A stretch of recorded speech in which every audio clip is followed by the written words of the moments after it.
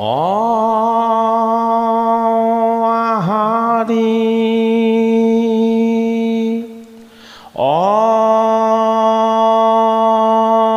ৰাম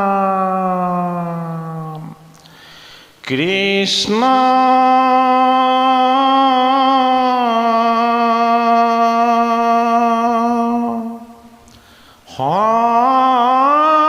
শংকৰ গুৰু হৰি ৰাম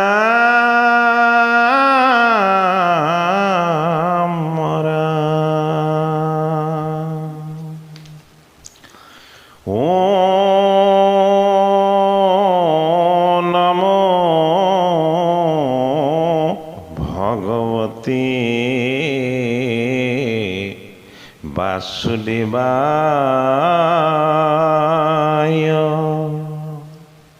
হে কৃপালু বৈষ্ণৱ সমস্ত, আমি ক্ৰমশ আগবঢ়াই অহা ভাগৱতৰ পাঠ আৰু পৰ্যালোচনাৰ অনুষ্ঠানলৈ আমি আপোনাসৱক সেৱা জনাইছোঁ। আমি আজি পাঠ পৰ্যালোচনা আগবঢ়াবলৈ গৈছোঁ ভাগৱতৰ চতুৰ্থ স্কন্ধৰ স্ত্ৰী আসক্ত পুৰঞ্জনৰ স্ত্ৰীৰূপ প্ৰাপ্তি।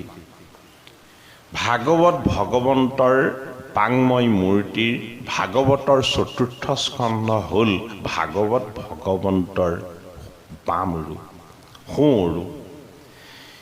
এই সোঁ ৰূপ ধাৰণ কৰা ভগৱন্তৰ ৰহস্য ভক্তিৰ যি দিব্য তত্ত্ব, এই তত্ত্বই ভাগৱত ভগৱন্তৰ বাংময় মূৰ্তিৰ তেওঁৰ পৰম পবিত্ৰ সুৰ উৰুত ধাৰণ হৈ থকা ঈশ্বৰৰ যি গভীৰ অন্তৰংগ তত্ত্ব, এই তত্ত্ববিলাকক আমাক পৰিপূৰ্ণ ৰূপত বিদিত কৰি জনাব বিচাৰিছে।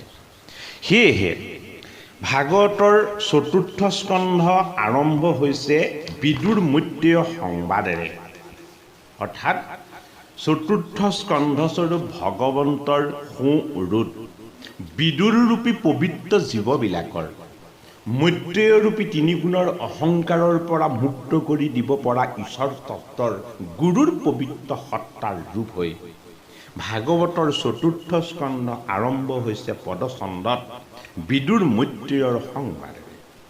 বিদুৰ মৈত্ৰেয়ৰ সংবাদত পাঠ আৰম্ভ কৰিছে মনুৰ সন্তানসকলৰ বংশ পৰিচয়। মনু মনৰ এক শুদ্ধ ৰূপ। এই মনুৰ ৰূপ হ'ল 14টা, সেইবাবেই মনু 14জন। আৰু প্ৰথমজন মনুৰ নাম হ'ল স্বয়ম্ভু। মন নিজেই পৰিপূৰ্ণ এক ঈশ্বৰ তত্ত্ব। মন নিজেই নিৰ্গুণ নিৰাকাৰ ঈশ্বৰ তত্ত্বৰ ৰমণ হৈ থকা আত্মতত্ত্বৰ এক দিব্য ব্যৱস্থা। সেইবাবেই স্বয়ম্ভু মন নিজে নিজেই উৎপত্তি হয় 10 ইন্দ্ৰিয়ৰ লগত একাদশ অন্তৰ ইন্দ্ৰিয়। একাদশ অন্তৰ ইন্দ্ৰিয়ৰ শুদ্ধতা আৰু পবিত্ৰতাই ভাগৱত ভগৱন্তৰ ৰহস্য তত্ত্ববিলাকক আমাক অনুভৱ কৰিবলৈ যেন শক্তি সামৰ্থ্য দিয়ে। সেয়েহে অন্তৰ ইন্দ্ৰিয়ৰ চিত্তস্বৰূপ বুদ্ধিৰ পবিত্ৰতা আৰু শুদ্ধতা যেতিয়ালৈকে আমি সাক্ষাৎ কৰিব নোৱাৰিম, তেতিয়ালৈকে ভাগৱতৰ যি ৰহস্য ভক্তিৰ তত্ত্ব, এই ভক্তিৰ তত্ত্বক আমি হৃদয়ংগম কৰিব নোৱাৰিম। সেইবাবে ভাগৱতৰ প্ৰতিটো কাহিনী আৰু কথাৰ লগত তত্ত্বগত গভীৰ ৰহস্য কথা সংযুক্ত হৈ আছে। এই ৰহস্য তত্ত্ববিলাকক আমি বিদিত কৰিবৰ কাৰণে গুৰুৰ সহায় লাগিব। গুৰুৰূপী গোবিন্দৰ কৃপাৰ প্ৰসাদ যদি লাভ নহয়, ভাগৱত স্বৰূপ ভগৱন্তৰ গভীৰ ৰহস্য ভক্তিৰ তত্ত্ব আমি কোনেও কেতিয়াও লাভ কৰিব নোৱাৰিম। এই ক্ষেত্ৰত ভাগৱতৰ চতুৰ্থ স্কন্ধত পুৰঞ্জন সংবাদত প্ৰাচীন বহিস্বৰূপ ৰজাৰ ওচৰত দেৱঋষি নাৰদ হ'ল গুৰুৰূপ। দৈবিক সত্তাৰে পৰিপূৰ্ণ ভগৱন্তৰ গুণ যশ আৰু লীলাৰ কীৰ্তনেৰে নিজকে সদায় আনন্দময় হৰিৰ ৰূপত প্ৰকট কৰি ৰখা দেৱঋষি নাৰদ ব্ৰহ্মাৰেই মানস পুত্ৰ। এই মনুসকলে যিদৰে মনৰ সংস্কাৰক প্ৰতিনিধিত্ব কৰে, ঠিক সেইদৰে ভগৱন্তৰ মনৰ শুদ্ধ ৰূপক বেকত কৰিছে, প্ৰচাৰ কৰিছে, প্ৰকাশ কৰিছে নাৰদৰূপী দেৱঋষিময় দৈবিক সত্তাৰ মাজত। সেয়েহে ভাগৱতৰ ৪ৰ্থ স্কন্ধৰ পুৰঞ্জন সংবাদৰ বিস্তৃত কথাই আগবঢ়াইছে প্ৰাচীন বহীস্বৰূপ ৰজাৰ আগত দেৱঋষি নাৰদে। এতিয়া দেৱঋষি নাৰদে স্ত্ৰী আসক্ত পুৰঞ্জনৰ স্ত্ৰীৰ ৰূপ প্ৰাপ্তি শীৰ্ষৰ পাঠ আমাৰ প্ৰতি আগবঢ়াইছে। কৃষ্ণ হে নাৰদ বদতি ৰাজা শুনা সাৱধানে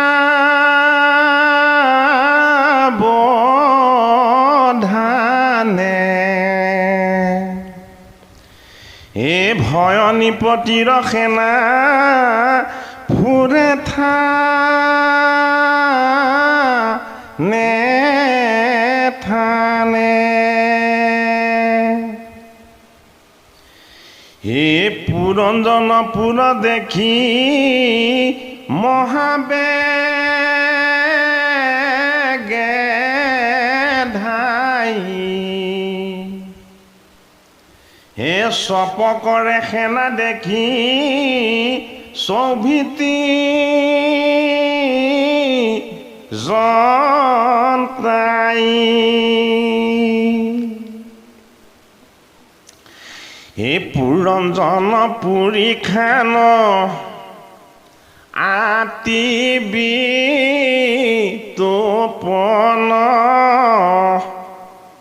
হে বৃদ্ধ সৰ্প গোটে তাক কৰয় ৰক্ষণ হে কাল কন্যা দেখি তাক আনন্দ হৃদয় হে মহাবলে নগৰ খান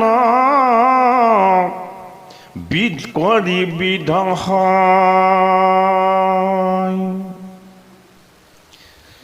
পুৰঞ্জন স্বৰূপ আমাৰ জীৱাত্মাৰ যি গভীৰ ৰহস্য তত্ত্ব পুৰঞ্জন সংবাদ স্বৰূপ ভাগৱতৰ এই শীৰ্ষত দেৱঋষি নাৰদে জীৱাত্মাবিলাক জগতৰ ঈশ্বৰৰ পৰম পবিত্ৰ অংশ। এই জীৱাত্মাই যেতিয়াই দেহৰূপী নগৰত পুৰঞ্জন নামৰ নগৰত পঞ্চভূতৰ দেহ তত্ত্বৰ মাজত যেতিয়াই বান্ধ খাই যায় তেতিয়াই এই জীৱাত্মাৰূপী পুৰঞ্জনে প্ৰথম আশ্ৰয় ল'ব লগা হয় মনৰ বৃত্তিৰ ওচৰত। এই মনৰ বৃত্তিৰূপী ভাৰ্যাগৰাকী হ'ল ৰহস্যময়ী এগৰাকী নাৰী, যিগৰাকী নাৰীক পুৰঞ্জনৰ ভাৰ্যাৰ ৰূপত ভাগৱতৰ ৪ৰ্থ স্কন্ধত দেখুওৱা হ'ল। এই মনৰ বৃত্তিৰূপী নাৰীগৰাকীৰ উপৰিও দ্বিতীয়গৰাকী নাৰী পুৰঞ্জন নগৰত পুৰঞ্জনৰ ভাৰ্যাৰূপী তত্ত্বৰ মাজত দৰ্শন কৰোৱা হৈছে। সেইগৰাকী নাৰী হ'ল কালৰ কন্যা জৰা। কাল মানে হ'ল সময়। সময় কোনেও বাধা দি ৰাখিব নোৱাৰা অনন্তমুখী তত্ত্বৰ গৰাকী ঈশ্বৰৰ এক পবিত্ৰ ৰূপ। সেইটো কাৰণে ভগৱন্ত কৃষ্ণৰ এক নাম হ'ল মহাকাল। সৃষ্টি স্থিতি আৰু লয় এই তিনি কাৰ্য তেখেতেই সম্পাদন কৰে। সেইবাবেই সৃষ্টিৰ কাৰণে তেওঁ ব্ৰহ্মাৰূপ, স্থিতিৰ কাৰণে তেওঁ বিষ্ণুৰূপ আৰু সংহাৰৰ কাৰণে তেওঁৰ ৰুদ্ৰৰূপ। ৰাজসিক তামসিক আৰু সাত্বিক তিনি অহংকাৰৰ তিনি তত্ত্ব পৰম পুৰুষৰ পবিত্ৰ তত্ত্বৰ পৰা তেওঁই ৰচনা কৰি জীৱৰূপ পুৰঞ্জনৰ নগৰ নিৰ্মাণ কৰিছে আত্মৰূপী ঈশ্বৰ তত্ত্বক আমি দৰ্শন পাবৰ বাবে। সেইবাবে আমাৰ এই পুৰঞ্জনৰূপী দেহাত কালৰূপী কন্যাৰ প্ৰৱেশ হৈ আমাৰ দেহৰ যি সৌন্দৰ্য, দেহৰ যি ইন্দ্ৰিয়বিলাকৰ চঞ্চলতা, দেহৰ যি শক্তি সামৰ্থ্য আৰু উন্মত্ততা, এই সমস্তবিলাকক যেন কালৰ কন্যাৰূপী জৰাই স্তমিত কৰি দিয়ে। সেয়েহে জৰা কালৰ কন্যাৰূপী জৰা নিপতিৰ এই পবিত্ৰ দেহৰূপী স্থানত প্ৰৱেশ হ'বলৈ আহিছে আৰু নিপতিস্বৰূপ ৰজাই কালৰ কন্যা জৰালে যেন ভয় কৰিছে। পুৰঞ্জন পুৰখন দেখি কালৰ কন্যাৰূপী জৰা উচ পিছভাৱে পৰম আনন্দময় হৈ এই নগৰত তেওঁ সোমাবলৈ চাইছে আৰু দেখিছে পুৰঞ্জন পুৰীস্বৰূপ আমাৰ এই দেহ তত্ত্ব অতি বিতোপন নগৰ। ইয়াত বৃদ্ধ সৰ্প এটাই এই নগৰখনক ৰক্ষা কৰি আছে বুলি কৈছে। এই বৃদ্ধ সৰ্পৰ নাম হ'ল আমাৰ প্ৰাণবায়ু। প্ৰাণবায়ুৰূপী পবিত্ৰ এই বৃদ্ধ সৰ্প জন্মৰ আদি অৱস্থাৰ পৰা জন্মৰ অন্তলৈকে ই সদায় আমাৰ এই দেহৰূপী নগৰক ৰক্ষণ কৰি থাকে। সেইবাবেই পঞ্চপাণৰ পঞ্চতত্ত্ব প্ৰাণবায়ুৰ ৰূপত এটি সৰ্পৰ ৰূপেৰে আমাক যেন সদায় সংৰক্ষণ কৰি আমাক বৰ্ধন কৰি ৰাখিছে।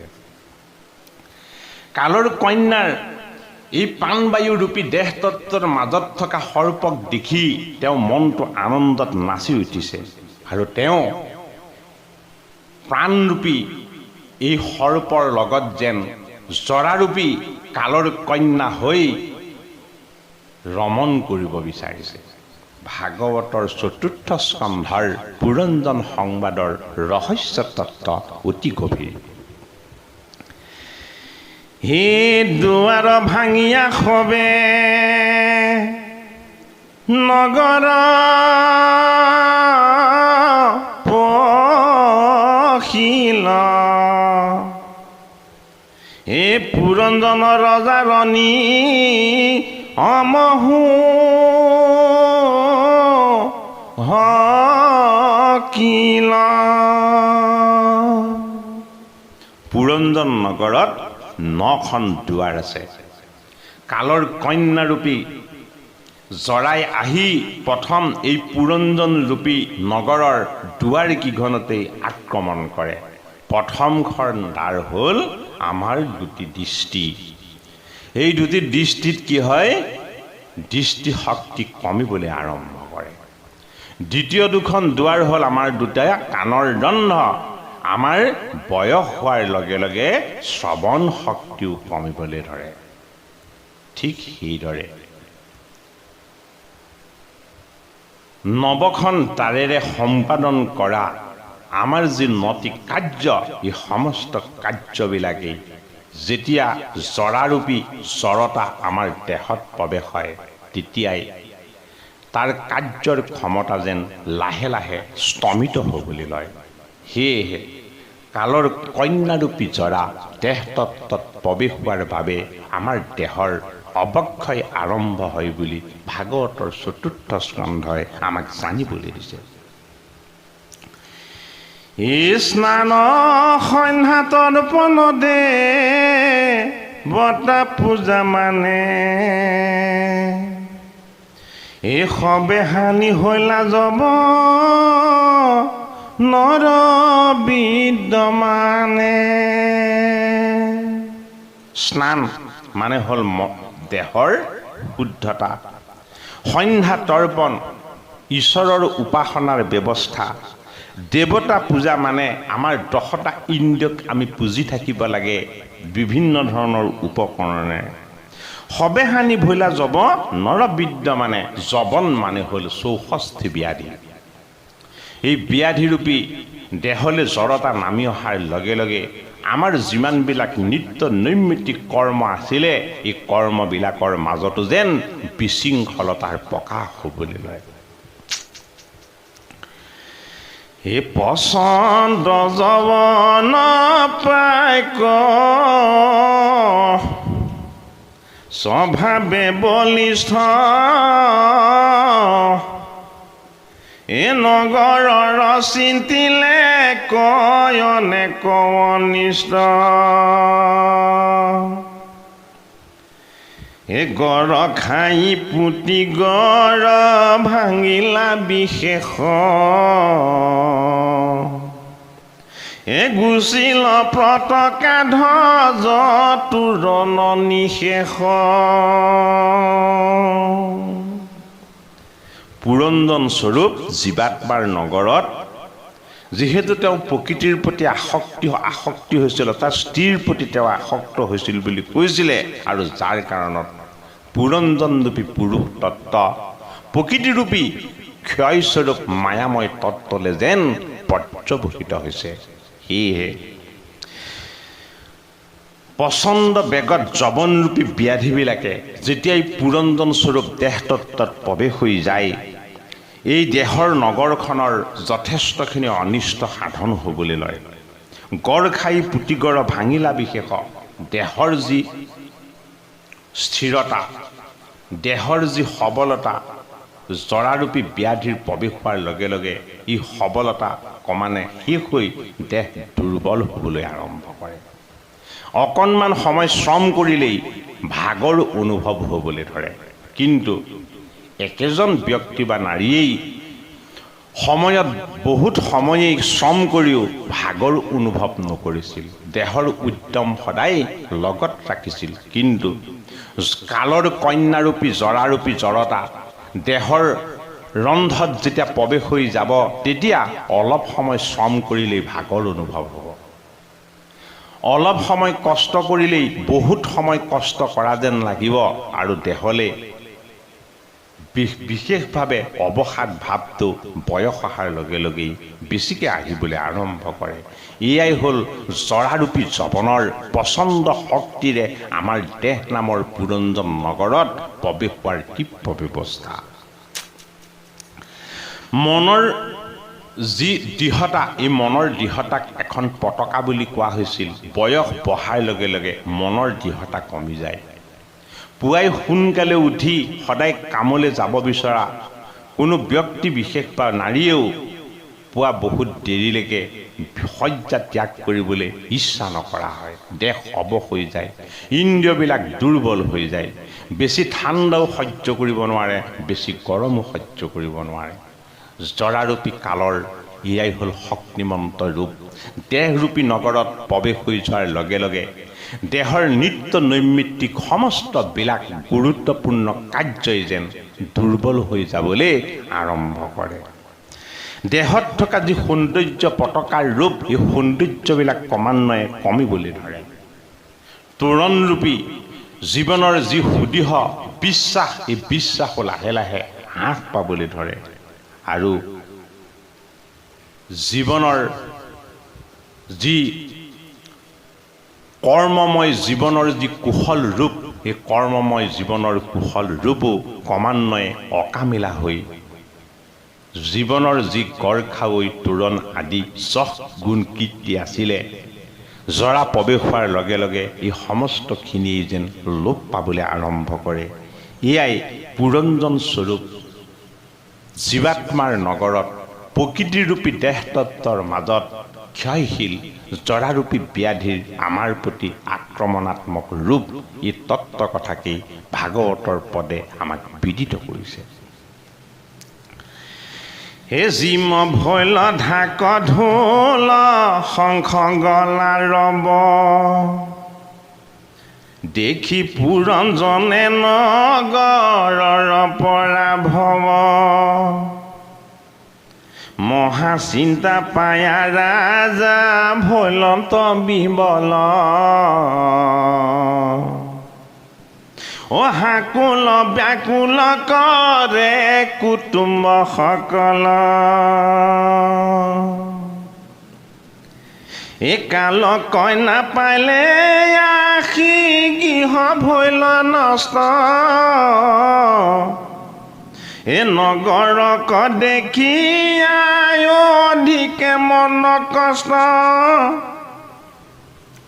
হে নষ্ট ভৈল বুদ্ধি ৰাজা সুৰুতি নপাৱে,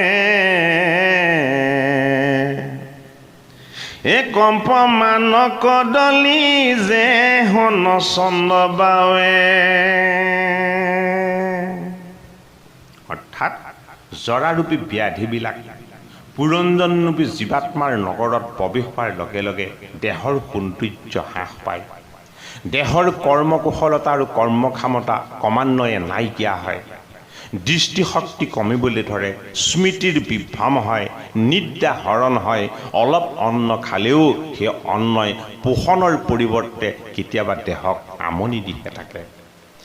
এই দেহৰ যি অস্থিৰ অৱস্থা, এই অস্থিৰ অৱস্থা জৰাৰূপী চৌষষ্ঠি ব্যাধি যৱন ৰূপত দেহত প্ৰৱেশ হোৱা ব্যৱস্থাক কালৰ কন্যাৰূপী জৰাৰ পুৰঞ্জন স্বৰূপ নগৰত প্ৰৱেশ হৈ এই দেহৰূপী নগৰখনকেই যেন ধ্বংস কৰি দিব বিচাৰে, এই কথাকেই ভাগৱতৰ পদে আমাক ক'ব বিচাৰিছে।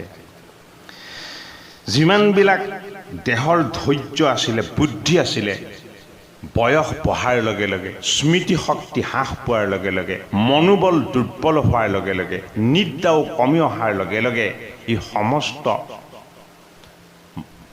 একেজন ব্যক্তিৰেই ধৈৰ্য, বুদ্ধি আৰু মনৰ যি দৃঢ়তা, এই সমস্তবিলাকেই দুৰ্বল হৈ যায়।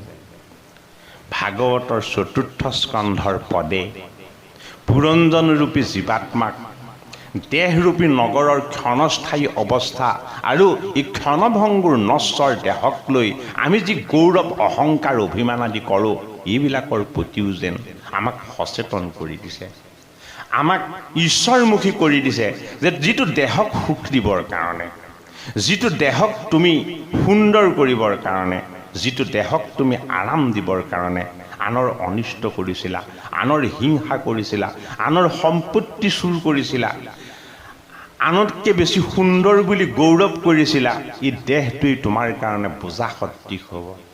এই দেহৰ ভাৰখনকেই তুমি বলে নোৱাৰা হ'বা।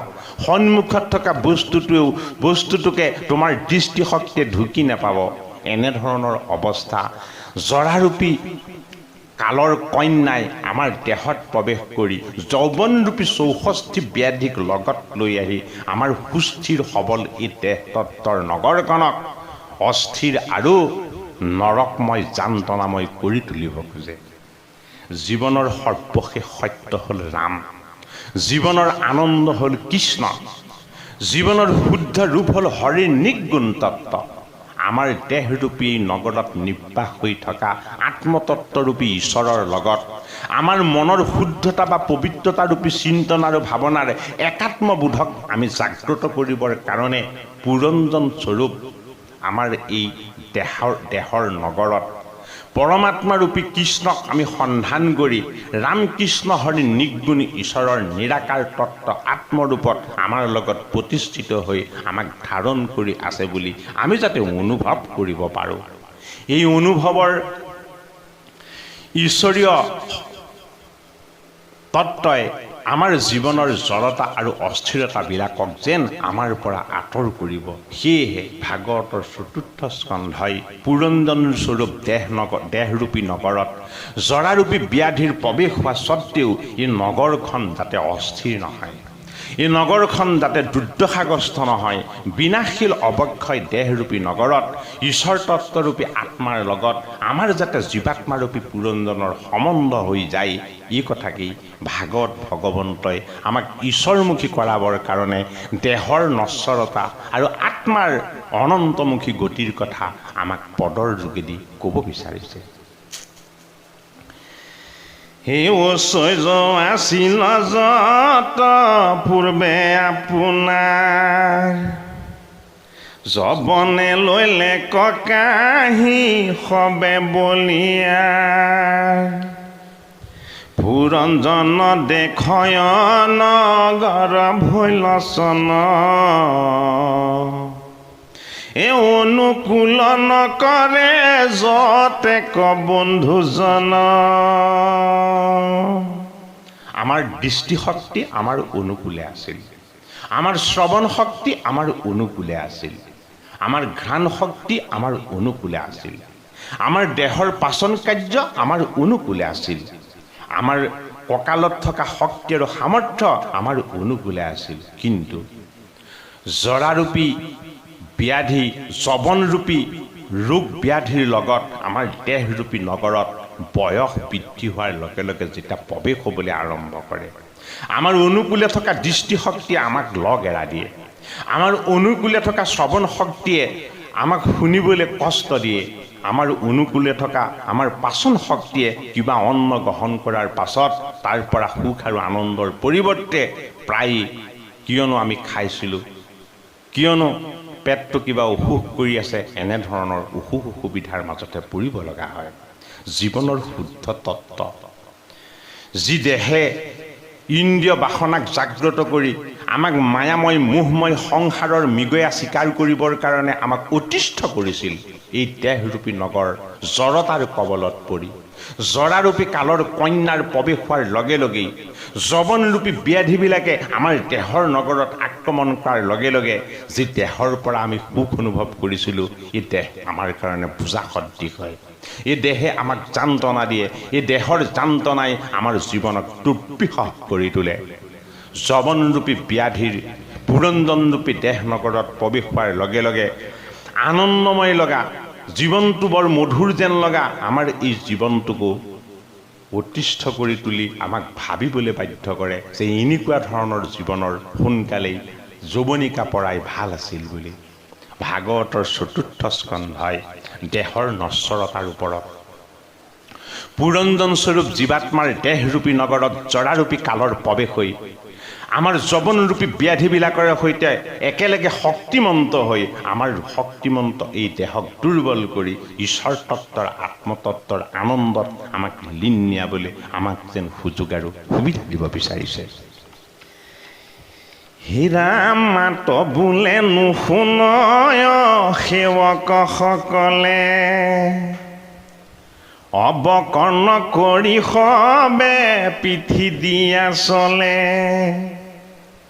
আপোনাত স্নেহৱাতি নেদেখি ভাজাৰ, এ পূৰ্বৱতে কিছুমান নকৰে সৎকাৰ।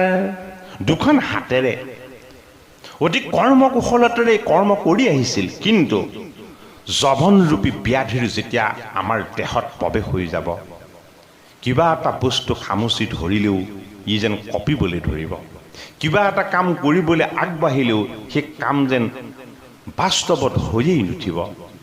এনেকুৱা ধৰণৰ দুৰ্বল অৱস্থা আমাৰ দেহত আহি উপস্থিত হয় যে আমি বয়স বৃদ্ধি হোৱাৰ লগে লগে নিজেতো খোজ কাটল কাঢ়িব নোৱাৰা হয়েই, এগিলাচ পানীও হাতত তুলি পিবলৈ সক্ষম নহয়। আনে খুৱাই দিব লাগে, আনে ধুৱাই দিব লাগে, আনে প্ৰতিপালন কৰি দিব লাগে। সদায় দৌৰি ফুৰা, সদায় ইন্দ্ৰিয় বাসনাৰে লোভমোহ কামকোট দম্ভদস্য অহংকাৰকে প্ৰকট কৰি ৰখা আমাৰ এই পুৰঞ্জনৰূপী দেহৰ নগৰত কালৰ কন্যাৰূপী জৰাৰ প্ৰৱেশ হৈ এনে যান্ত্ৰণাময় কৰি তোলে যে আমাৰ দেহৰ শক্তি সামৰ্থ্য সমস্তখিনি লোপ পায়। যি শক্তি আৰু সামৰ্থ্যই আমাৰ অনুকূলে আমাক সহায় কৰিছিল, এই শক্তি আৰু সামৰ্থ্য আমাৰ নাইকিয়া হৈ আমাৰ প্ৰতিকূল শত্ৰুতাৰ যেন আমাৰ লগত সদায় কৰিবলৈ আমাক বাধ্য কৰায়।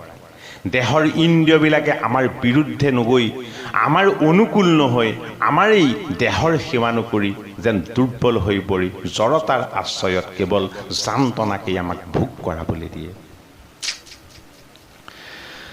এই ভাৰ্যাৰূপী দেহৰ সুখৰ কাৰণে পুৰঞ্জনে মায়াৰূপী মৃগয়া কৰিবলৈও গৈছিল, কিন্তু এই ভাৰ্যাৰূপী দেহেই এইবাৰ দেহৰ সেৱা নকৰি জৰাৰ কবলত পৰি যৱনৰূপী ব্যাধিৰ কবলত পৰি আমাৰ পুৰঞ্জন স্বৰূপ জীৱাত্মাৰ নগৰখনকেই যেন নৰকময় কৰি তোলে।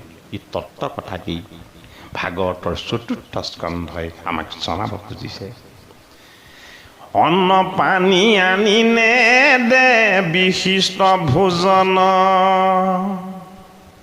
মাতিলেও নমাতয় কষ্ট কৰি মন। জেংকেৰাই উঠয় চাহয়তেৰ কৰি,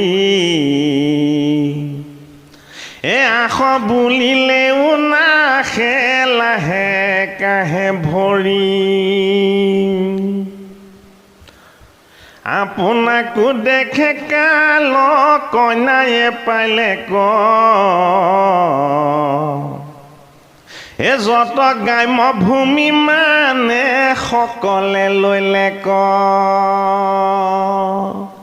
দেহত শক্তি সামৰ্থ্য আৰু বল থাকোঁতে কোনোবাজনক মাতিলে ওচৰ চাপি আহে, কিবা এটা কৰিবলৈ পাছিলে তেওঁ সেই কামটো কৰি দিয়ে। কিন্তু যেতিয়া দৃষ্টিশক্তি দুৰ্বল হ'ব, শ্ৰৱণ শক্তি কমি যাব, শৰীৰৰ বল বুদ্ধিও লোপ পাব, তেনে অৱস্থাত কোনোবা এজনক কিবা এটা কৰিবলৈ ক'লে সেইজনে নুশুনাৰ ভাও ধৰি তাৰ পৰা আঁতৰ হৈ যায়। যিজনক ৰজাৰ দৰে মান্যতা কৰিছিল, সকলোকে কিবা এটা দি থাকিব পৰা অৱস্থালৈকে যিজনক আত্মীয় কুটুম্ব বুলি সমস্তই শ্ৰদ্ধা ভক্তি আৰু সৎকাৰ কৰিছিল সেইজনকেই দুৰ্বল হৈ অহাৰ লগে লগে প্ৰত্যেকেই অৱহেলা কৰিবলৈ ধৰে। জীৱনৰ শুদ্ধ ৰূপ ভাগৱতৰ ৪ৰ্থ স্কন্ধই আমাক সাক্ষাৎ কৰাইছে।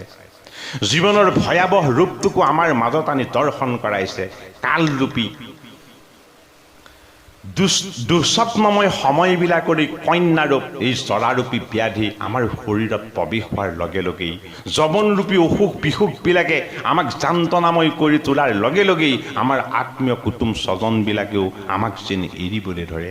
ভাগৱতৰ ৪ৰ্থ স্কন্ধই পুৰঞ্জন স্বৰূপ নগৰৰ দেহ তত্ত্বৰ লগত নিবাস হৈ থকা সত্য শুদ্ধ আচৰণ তত্ত্ববিলাককো ভাগৱতৰ পটৰ যোগেদি আমাক জনাই আমাক সচেতন কৰি তুলিছে যে তুমি মায়ামুখী নহ'বা, তুমি ঈশ্বৰমুখী হোৱা। জীৱনৰ পৰিপূৰ্ণ শুদ্ধতা সত্য সনাতন ঈশ্বৰ তত্ত্বৰ মাজলৈ তুমি প্ৰৱেশ হোৱা। জীৱনৰ জড়তা স্বৰূপ দুখ যান্তনা আৰু কষ্টবিলাক তুমি নিবিচাৰিলেও তোমাৰ দেহলৈ যৱনৰূপী ব্যাধি হৈ আহি আছে। এইবিলাকক তুমি প্ৰতিহত কৰিবৰ কাৰণে ভগৱন্তৰ কৃপাৰ সান্নিধ্য লাভ কৰি ভগৱন্তৰ আত্মৰূপ ঈশ্বৰৰ হৰিৰ গুণ কীৰ্তন যশ আৰু লীলাৰ চৈতন্য ৰূপক তুমি হৃদয়েৰে অনুভৱ কৰি ভগৱন্ত নিৰ্গুণ নিৰাকাৰ আত্মাৰূপত তোমাৰ এই নগৰখনৰ ৰক্ষক হৈ বিষ্ণুময় সমস্ত সত্তাৰ পালনকৰ্তা হৈ তোমাৰ লগতেই প্ৰতিষ্ঠিত হৈ আছে। গভীৰ ৰহস্য ভক্তিৰ তত্ত্বৰে ভগৱন্তৰ ভাগৱতময় বাংময় মূৰ্তিৰ শুদ্ধ পৰিপূৰ্ণ চেতনাৰ দিব্য প্ৰকাশিত ৰূপক তুমি হৃদয়ত সাক্ষাৎ কৰি তুমি এই পুৰন্তন স্বৰূপ জীৱাত্মা দেহৰূপী তত্ত্বৰ নশ্বৰতাক তুমি ধাৰণ কৰি তোমাৰ জীৱনৰ দুখ কষ্ট আৰু যান্তনাময় জৰা ব্যাধিবিলাককো তুমি জয় কৰি ঈশ্বৰৰ পবিত্ৰ আত্মাৰ আনন্দক তুমি সাক্ষাৎ কৰিবলৈ যত্ন কৰা। ভাগৱতৰ ৪ৰ্থ স্কন্ধই জৰাৰূপী ব্যাধিক প্ৰতিহত কৰি যৱনৰূপী অসুখ বিসুখবিলাকৰ পৰা আমাক মুক্ত কৰি আত্মাৰ আনন্দ স্বৰূপ ৰামৰূপী ঈশ্বৰৰ তত্ত্বত যাতে আমি ৰমণ হৈ পুৰঞ্জন স্বৰূপ অজ্ঞান অবিদ্যাৰ অঞ্জনেৰে পৰিপূৰ্ণ হোৱাতকৈ নিৰঞ্জনৰূপী নিৰাকাৰ ঈশ্বৰৰ নিৰ্গুণ তত্ত্বৰে আমি নিজকে পৰিপূৰ্ণ কৰি দেৱঋষি নাৰদ স্বৰূপ দৈবিক সত্তাময় ঈশ্বৰ তত্ত্বক আমি হৃদয়ত যাতে সাক্ষাৎ কৰিব পাৰোঁ। এই ৰহস্য তত্ত্বকো ভাগৱতৰ ৪ৰ্থ স্কন্ধই আমাক বিদিত কৰাইছে। হে ভৈলে কবি বৰ্ণমন মহা চিন্তা পায় হে কেন মতে তৰিব নজানো পায় তথাপি বিষয় ভোগে ইচ্ছা কৰে মাত্ৰ এ উপভোগ কৰিবাৰ নোহোৱে কুপাত্ৰ ইহলোক পৰলোক সবে ভৈলচন পুত্ৰ দ্বাৰা নকৰ লালন পালন গন্ধৰ্ব যৱন সমে ভাঙিলে কপোৰ একালৰ দুহিতায়ে কৰিলে মহিমূৰ হে নগৰ এৰিবে ইচ্ছা নাহিকে ৰাজাৰ এ তথাপি থাকিবে খোজে ভোজন্তে নিকাৰ সহিমা কোন পাৰয় শুকৰ যমক প্ৰশংসা কৰয় মনে নৃপতি যমক সেহি বেলা ভয় নৃপতিৰ জ্যেষ্ঠ ভাই এতৰ জীবে লাগিলা পুৰণ জনমুখ চাই এটি ভুৱন কাম্পে সিটো বীৰ চমৎকাৰ এ জগত প্ৰখ্যাত যিটো নামত প্ৰজা হে নগৰ বেৰিয়াই আহি লগাইলে অগনি জলয় পবল বহনি নগৰ কচানি পুৰন্তে আছয় যেবে সকল নগৰ এ মহাভয় পাইলা পুৰণ জননী পব এ কুটুম্ব বান্ধৱ যত নগৰৰ লোক এ সবে সমে নগৰৰ পতি পাৱে সুক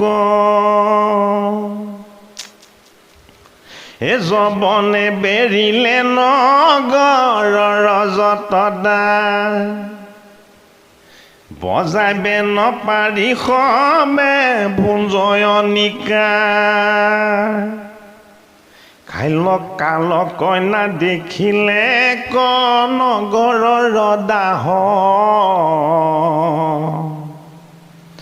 ও দুৱাৰ পালৰ দেখি নাহি কেও উৎসাহ হৰি ৰাম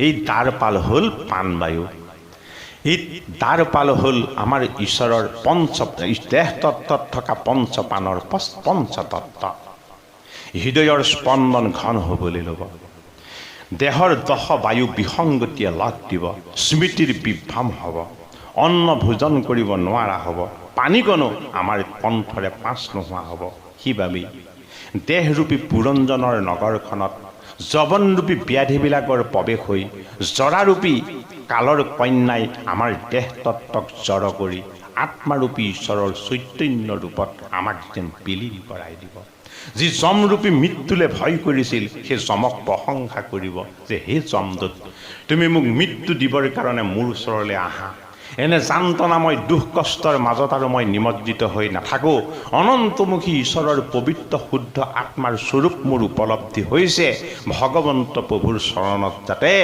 মই স্থান লাভ কৰোঁ সেয়ে তুমি মোৰ ওচৰলৈ মৃত্যু নামৰ দূতক পঠাই দিয়া যি মৃত্যুলে ভয় কৰে পুৰঞ্জন ৰূপী জীৱাত্মাবিলাকে এই মৃত্যুক স্বাগতম জনায় জৰাৰূপী কালৰ কন্যাৰ কবলত পৰি যৱনৰূপী ব্যাধিৰ দুখ কষ্টময় আমাৰ এই দেহ তত্ত্বৰ বাসনাৰ পৰা আমি যাতে মুক্ত হৈ ঈশ্বৰ তত্ত্বৰ পবিত্ৰ সান্নিধ্য যাতে আমি অনুভৱ কৰিব পাৰোঁ ভাগৱতৰ চতুৰ্থ স্কন্ধৰ পুৰঞ্জন সংবাদ শীৰ্ষৰ স্ত্ৰী আসক্ত পুৰঞ্জনৰ স্ত্ৰীৰূপ প্ৰাপ্তি এই পদে আমাক এই কথাকেই বিদিত কৰালে সেই কৃপালু বাপ বান্ধৱ আই সমস্ত ভাগৱতৰ চতুৰ্থ স্কন্ধৰ পুৰঞ্জন সংবাদ অতি ৰহস্য তত্ত্ব অতি দুৰ্বোধ্য আৰু জটিল কথা এই কথা আমিও আপোনাসকলৰ আগত পৰ্যালোচনা কৰোঁতে আমাৰো অনেকখিনি ভুল ভ্ৰান্তি হৈ যাব পাৰে আপোনালোকৰ মাজৰে এজন সেৱক বুলি আমাৰ সমস্ত দোষাদোষ মৰিহৰণ কৰি